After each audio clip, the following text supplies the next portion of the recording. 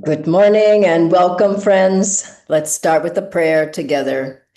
Heavenly Father, Divine Mother, friend, beloved God, great gurus, Jesus Christ, Babaji Krishna, Layadi Mahashaya, Swami Shri Yukteswarji, beloved Master, Paramhansa Yoganandaji, saints of all religions, we bow at thy feet.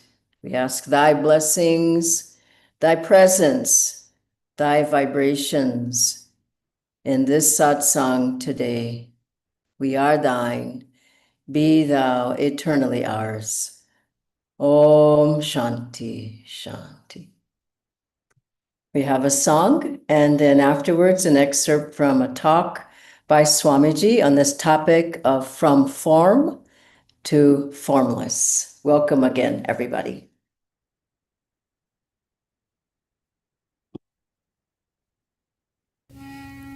I own nothing, I am free, in myself I am free. I own nothing, I am free, in myself I am free. I own no one, I am free, in myself I am free. I own no one, I am free, in myself I am free. I need nothing, I am free, in myself I am free. I need nothing, I am free, in myself I am free. I need no one, I am free, in myself I am free. I need no one, I am free, in myself I am free. In myself I am free, in myself I am free. In myself I am free, in myself I am free. I am free, ever free, in myself I am free. I am free, ever free, in myself I am free. I am joyful, ever free, in myself I am free.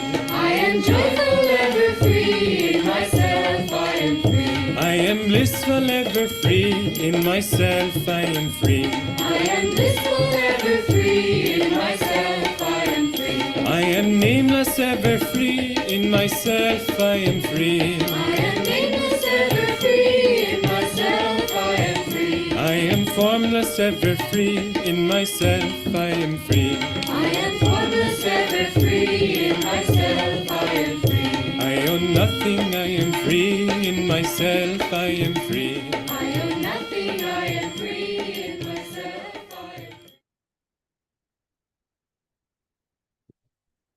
free. Any kind of ritual external to ourselves, if we do it with concentration, with faith, with a sense of the sacred, of the sublime, and with devotion, then we get a great deal more out of it. Similarly with this, because all outward ceremonies ultimately are only symbolic of the inner ceremony of divine awakening. What is every religious ceremony basically but an offering of something onto an altar or before an altar? Inevitably, that's what it's all about. And in some cases they will do puja and offer various elements of the body, so to speak, various aspects of human nature. Jesus said that we should drink his body and blood. But these are again an offering on the altar before we receive, in order to be sanctified by whatever flows through. So you see, these symbols are all symbols of what goes on in your own self, and when you enter into an external ceremony with faith, some of that will go on in your own self, and you will receive inspiration when you take communion, or when you enter into arati or puja of various kinds, or do a yajna sacrifice and casting ghee or rice into the fire, and so on.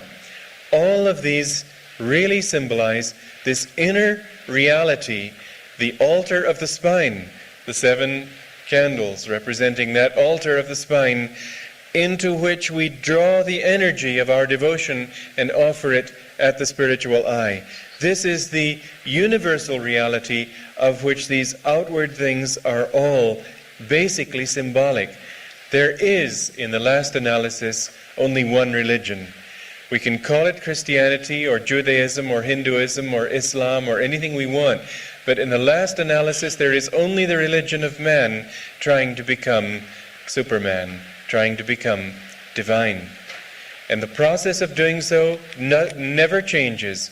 Your ideas about it change. Your various outward, Master used to call them the bypaths. Your emphases may change. Some going more toward devotion, some more toward discrimination, wisdom, some more toward service, some more toward chanting, some more toward meditation.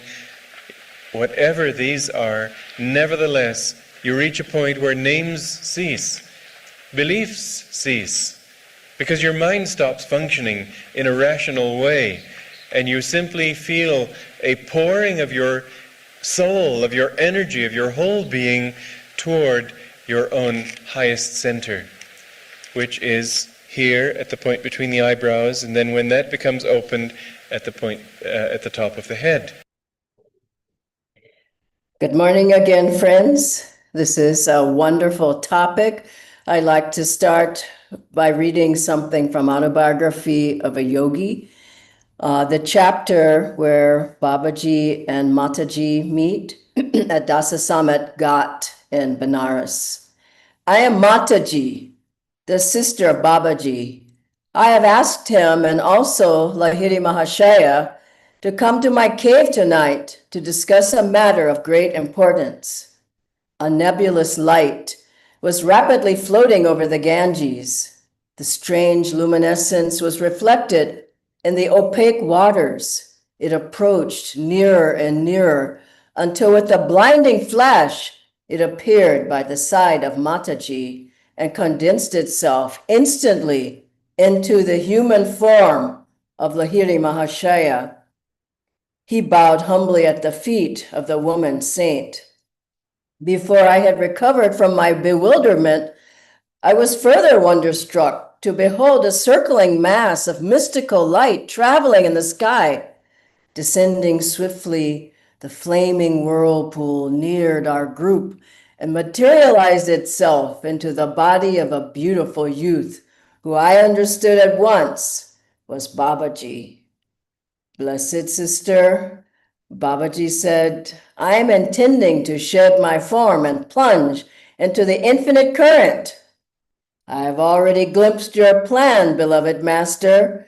I wanted to discuss it with you tonight. Why should you leave your body? The glorious woman looked at him beseechingly. What is the difference if I wear a visible or invisible wave on the ocean of my spirit? Mataji replied with a quaint flash of wit. Deathless Guru, if it makes no difference, then please do not ever relinquish your form. Be it so, Babaji said solemnly. I will never leave my physical body. It will always remain visible to at least a small number of people on this earth. The Lord has spoken his own wish through your lips. As the sweet melody of Babaji's voice faded away, his form and that of Lahiri Mahashaya slowly levitated and moved backward over the Ganges. An aureole of dazzling light templed their bodies as they vanished into the night sky. Mataji's form floated to the cave and descended. What a beautiful reading, and how important it is to realize that we're not these bodies, these personalities, my thoughts, my worries, my fears, my delusions. This isn't who I am. We get caught in the delusion that we're just this little person, this color, this hair, this nationality. I speak this language, I don't. It's all self-definitions, a bundle of self-definitions. We are the eternal spark of the divine, the eternal light, eternal peace, eternal bliss of God. And behind everything that we see when we look in the mirror, that we have to affirm and reaffirm every day. That's who I am, a spark of the divine light, as Master said to Swamiji, just the bulge of the ocean. And behind everything is energy, is vibration, is the bliss of God behind people, trees, flowers, stars, moon, animals. There's an eternal light that's always there. Master said to disciples at one time, I see you all as light. Everything around you is light. You don't know how beautiful you are. And to another disciple, he said to him, one who was always stuck in the delusion of, this is who I am. He said, come out of that body, come out. And so behind everything is that. We have to realize it when we eat, when we drink. That's a form, but it becomes energy, prana, that feeds the body and turns into that. And the body itself goes away. At a certain point, that arm you bathing every day or whatever is going to turn to dust. We have to start realizing with our yoga practices, this is why we practice, to realize that this body itself is a dream of God. And it too will pass away. And even when it does, when people do that, we know. How do we know that we're spirit? Because we still feel them. We may even hear them. We may even get their guidance. We feel the presence of those who are no longer with us. And we need to start feeling the experience behind what we see, what we think is so real. We have to start to break the dream. And in our practices, the reason we practice is to break the dream. We go into looking into the light, the eternal light, the infinite light when we meditate. This is one of our practices, to merge with the light, come out of the body and merge with the light. We meditate on the inner sound, what is sound but vibration, energy. We meditate on that to get out of the form of the body. We feel in our heart, in our soul, vibration of upliftment, of joy, of peace, of all these various qualities of power, Shakti, of who and what we really are, to break the dream of I'm this little person, I have a little voice, I'm a nobody. We're the infinite power of God. We have to practice these techniques to know that we are beyond the form, into the formless. It's a wonderful affirmation to say, I'm not the body, I am spirit, I am He. It's such a beautiful chant. I am He, I am formless, I am He, I am blissful, I am He. And not I am me, but I am He. And then we can feel a master's presence. Master said to a disciple who was standing there weeping by his body when he left his body, I'm not in there. And we think that that person is just a physical body. Do we not feel him all the time? Do we not? He said, to those who think me near, I will be near. And Babaji's promise, Lahiri Mahashayaji said, anyone who calls to Babaji with devotion will feel and get an instantaneous blessing. And Lahiri Mahashayaji said, I'm with all those who practice Kriya. They don't come in a physical form. Maybe sometimes, but their spirit, their vibration is there. And so when we go on pilgrimage, we have holy celebration days.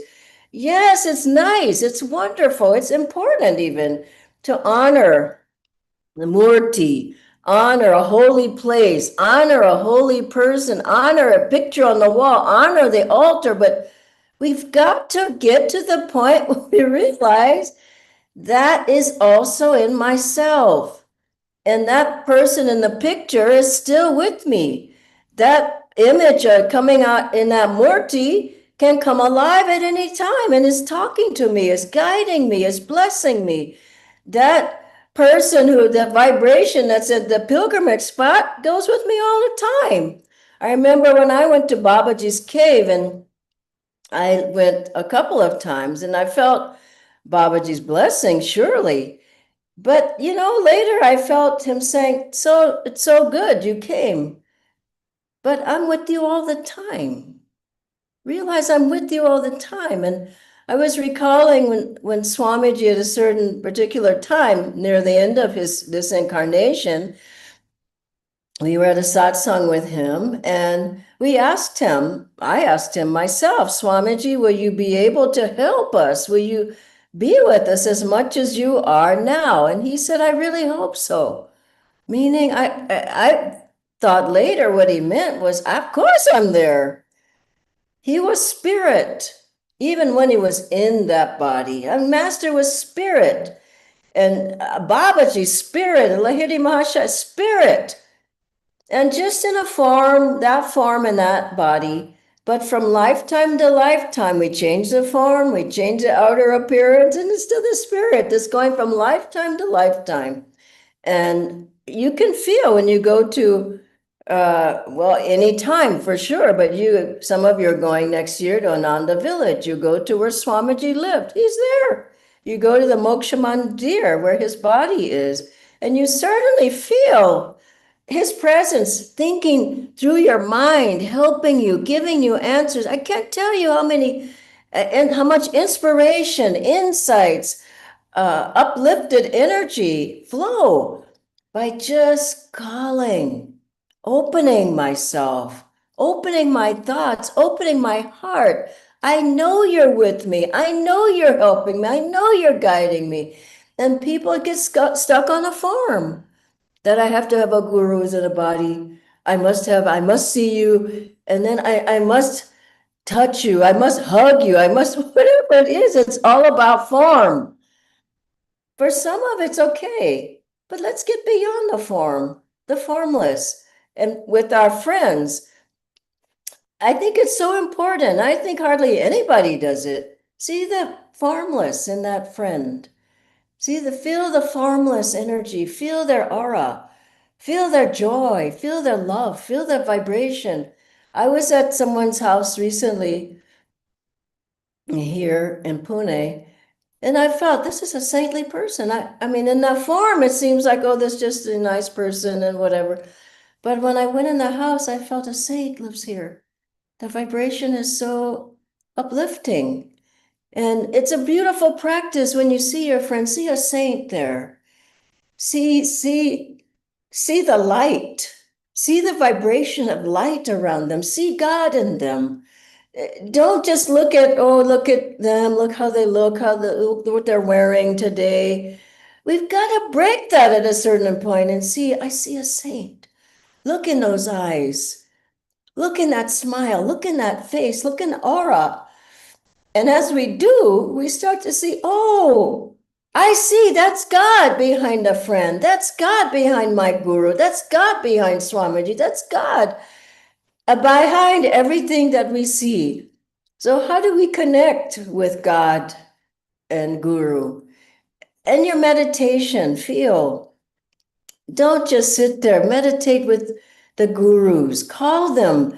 Have them meditate through you, with you. Swamiji said he felt Master doing his kriyas through his body, through Swamiji's body.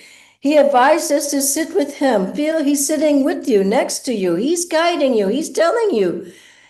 Just bring the guru to life, not just have the picture. Om. That's not enough. But to feel. I remember one day had done various seva things, and I came home and it was like, I just felt, oh, I just need Master's energy to fill me.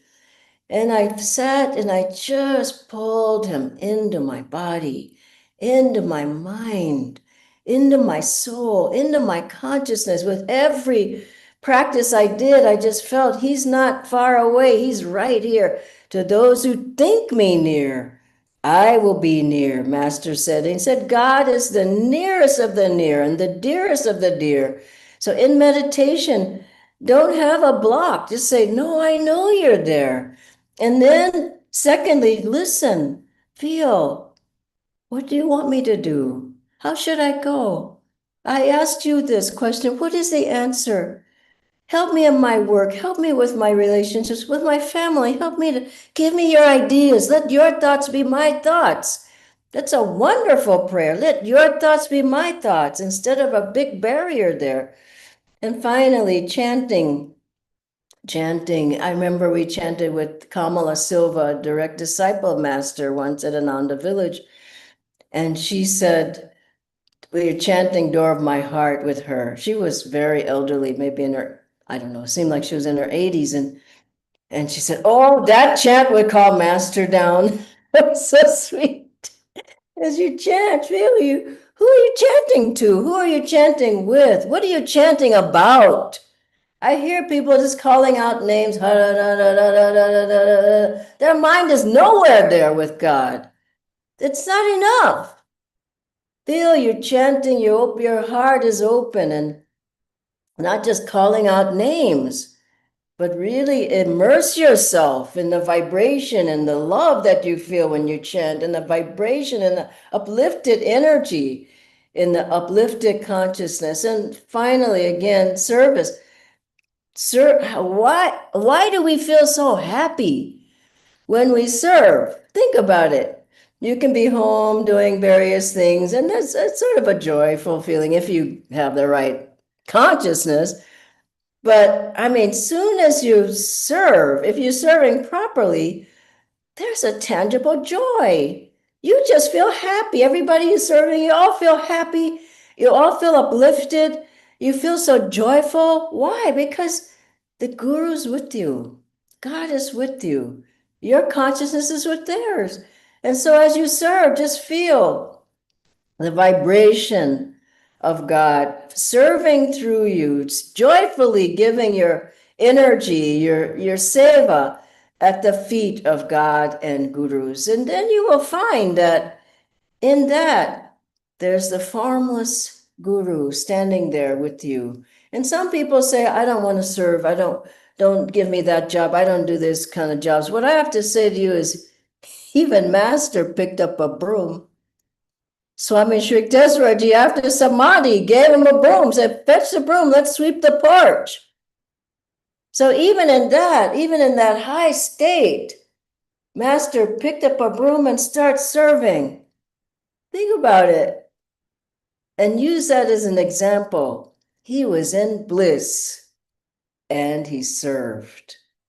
That's a wonderful example for all of us. I'd like to close with this short but beautiful excerpt from Autobiography of a Yogi once more. What is behind the darkness of closed eyes? This probing thought came powerfully into my mind. This is Yoganandaji speaking. An immense flash of light at once manifested to my inward gaze. Divine shapes of saints sitting in meditation posture in mountain caves, formed like miniature cinema pictures on the large screen of radiance within my forehead. Who are you? I spoke aloud. We are the Himalayan yogis. The celestial response is difficult to describe. My heart was thrilled. Ah, I long to go to the Himalayas and become like you. The vision vanished, but the silvery beams, expanding in ever-widening circles, went into infinity. What is this wondrous glow? I am Ishvara. I am light. The voice was as murmuring clouds. I want to be one with thee. Om Shanti Shanti. I'll ask Nitendra to join now on the screen. Thank you so much, Dhanaji, for the sharing. We have a few questions. The first one, Dhanaji, is that many times when we focus only on the formless, let's say without any altar or gurus or rituals, then it also becomes vague and perhaps we start following our own delusions. So how should we maintain a balance? That's a good question. I don't think most people are at just the formless stage or phase in their sadhana. because they can't even sit still in front of an altar typically, or at a satsang, or when somebody's there, or people are restless. We live in a restless time. So I think it's both and until you get to the point where you don't need it. One disciple asked Master, should I think of you and pray to you or Divine Mother? He said, Divine Mother. But that disciple was able to do that. So I'm not saying take your altar away and put a rock up there and think you're going to get somewhere. Most people, they can't handle it. We need images, but we also need to know what's behind the image. No? What's behind those pictures on your altar? What's behind the murtis? I have murtis, but I'm thinking, what's behind that? Not just the murti, not just the picture, not just a holy place, not even just a holy person. What about you? And I see so much of a deferential attitude. Oh, think about yourself. Awaken yourself. And that example of that devotee who was tossing rose petals on the picture of his guru image. And then one day he went into ecstasy himself. He started tossing the petals on. That's where our path is leading. Let's not make a mistake about it. Master came so that we could, self-realization, realize who and what you really are. So until you get there, use what you have, but don't get attached. It has to be this way. I have to have this. I have to every day do this. At a certain point, you're just in a state. I saw it with Swamiji, where he was beyond form. He was beyond meditation. He went beyond. You understand what I'm saying? We have to keep working at that. That's why this is such an important topic. It's a blessing to be born into a religion, as a great master said, but it's no doubt a blessing, but to die in one is quite something else. So it's a misfortune. So if you have I got to do this, I got to do that, and at a certain point, you're beyond that. You're in bliss, in God. You have realized the self. So let's not get attached to this is what I have to do. I have to have this. I have to have this. That's you're attached again. At least it's in a good way. But at a certain point, you have to go beyond that. It's a very subtle point, but I hope you're getting it. Absolutely, Dhyanji. Thank you so much.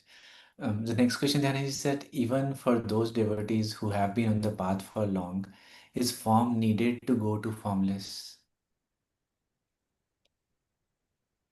It depends on the person, doesn't it? I would say the more deeper and deeper you go, the more it's just inward. You feel God inside of you. And at a certain point, you start seeing light. There's a vibration that you feel through tuning into Om. At a certain point, you won't need the Om board, isn't it? At a certain point, you won't need a mala to count your kriyas. You do. My master told Doctor, you only need a couple, and he was going into deep states, Dr. Lewis. At a certain point, you just go beyond a lot of it, but most people aren't there. But it's good to know the goal. At a certain point, you don't need to read so many books, isn't it so? You are the book. The wisdom is in you.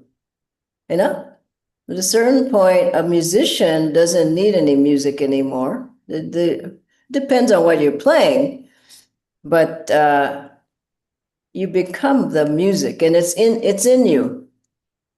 You see what I'm saying? So we're working at taking it within and going within, not continuously going out, out, out, out. You have to start pulling back at a certain point and realizing It's not him and her and them and it and all. It's you. You. Why are we on the path? Not to keep adorning and adoring outside of ourselves. We're on a path to self-realization. Who am I? Why am I here? What am I doing? And so turn the energy, not in an egoic way, but in a realization way of, wow, there's a spark of the divine inside myself. Oh, what a beautiful thought. And it's why we practice any religion, to find out who and what we really are. One last question, Dhyanji. So you talked about getting into the formless through light and sound and so on. So are there any specific techniques that we can use to going into formless?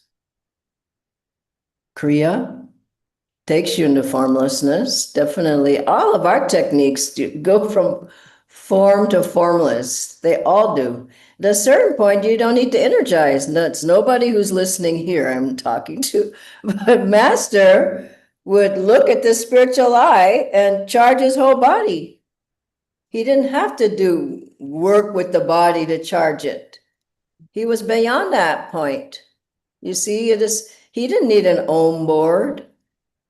No, did he need to do techniques? We're doing techniques to open ourselves to grace, to the grace of God that can flow in. But I knew people were just technique, they weren't getting anywhere. So you need that, but you really need Guru Kripa and God's grace. Do your part, but don't get stuck. And I see people getting stuck. Oh, I got to do this. If I don't do this, I won't feel good, or I won't find God, or God won't be happy with me. And but Master was very clear in the teachings, and that it's self-realization. Keep realizing yourself. Keep going within. Keep going through the light. Go into and through the Om. Practice Kriya so deeply, Master said, that breath becomes mind. You're not even breathing anymore.